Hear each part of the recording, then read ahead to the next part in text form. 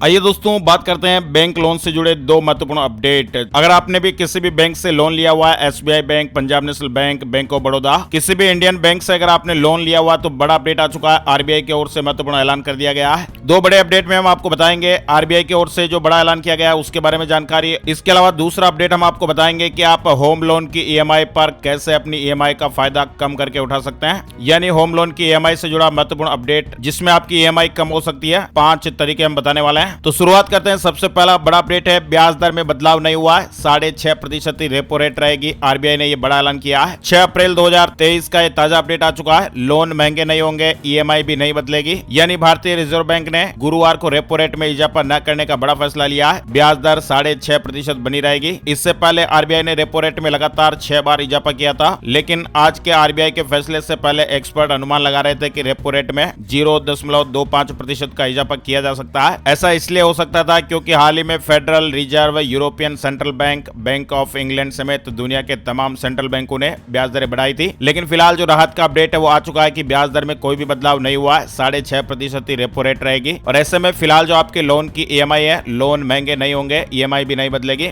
अच्छा, दूसरा बड़ा अपडेट जो आ रहा है वो दोस्तों लोन की ईएमआई से जुड़ा हुआ है। वैसे आपको बता दें, साल भर में 22% आपकी होम लोन की ईएमआई बढ़ चुकी है। भारतीय रिजर्व बैंक ने चालू वित्त वर्ष के लिए अपनी पहली मौद्रिक नीति का ऐलान कर दिया है। आरबीआई एमपीसी मीट से जुड़ा अपडेट है और इस बार रेपो रेट में किसी भी तरह का बदलाव नहीं किया गया है। लेकिन आपको बता दें कि आपकी होम लोन ईएमआई पहले ही साल भर में करीब 22% तक बढ़ चुकी है। और ऐसे में आप अपने इस लोन का बोझ कैसे कम कर सकते हैं, इसके लिए हम आपको कुछ जरूरी टिप्स बता रहे हैं। मान लीजिए कि आकाश ने बीते साल अप्रैल में 50 लाख रुपए का होम लोन लिया था और उस वक्त होम लोन का ब्याज करीब 6.75% था और 20 साल के टेन्योर की वजह से आकाश की होम लोन ईएमआई करीब 38,000 रुपए पहले महीने की आती थी। और फिर अचानक से मई 2022 में आरबीआई ने रेपो रेट में बढ़ोतरी कर दी। तब से ये लगातार ईएमआई बढ़ रहा था और अब जाकर इस पर लगाम लगी है। लेकिन साल भर में आकाश की होम लोन ईएमआई करीब 46,000 रुपए तक पहुंच गई है, यानी कि लगभग 22% का इजाफा हो चुका है। और ऐसे में अब आकाश के पास कर्ज का बोझ घटाने के लिए कुछ ऑप्शन है। मतलब दोस्तों, बैंकों के होम लोन पर रेपो रेट का असर पड़ता है क्योंकि आरबीआई के गाइडलाइंस है जिसके मुताबिक बैंकों को अपनी